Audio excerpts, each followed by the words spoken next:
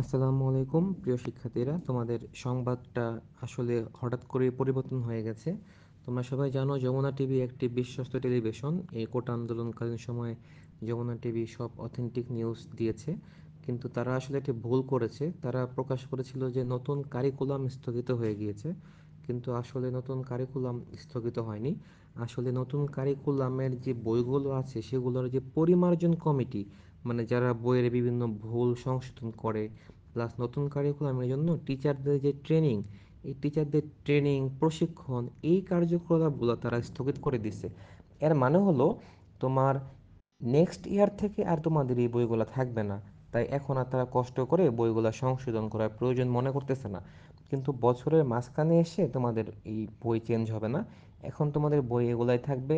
আর ষান্মাসিক পরীক্ষাও এখন তোমাদের আসলে হবে, এবং এই ব্যাপারে তোমাদের আপডেট রুটিন কি হবে, পরীক্ষা কি সবগুলো হবে নাকি একটা পরীক্ষা দিয়ে শেষ করে দিবে, বার্ষিক তো হবেই তোমরা জানো। এই ব্যাপারে বিস্তারিত সংবাদ আসলে আসবে। তবে কারিকুলাম স্থগিত হওয়ার পূর্বের সংবাদটি অ্যাকচুয়ালি তোমার পরিবর্তিত হয়ে গেছে, তারা কিছুক্ষণ পরেই তোমার নিউজটি চেঞ্জ করে দিচ্ছে। যার জন্য আমরা দুঃখিত, তাই এখন তোমাদেরকে সংশোধিত সংবাদটি দিয়ে দিলাম।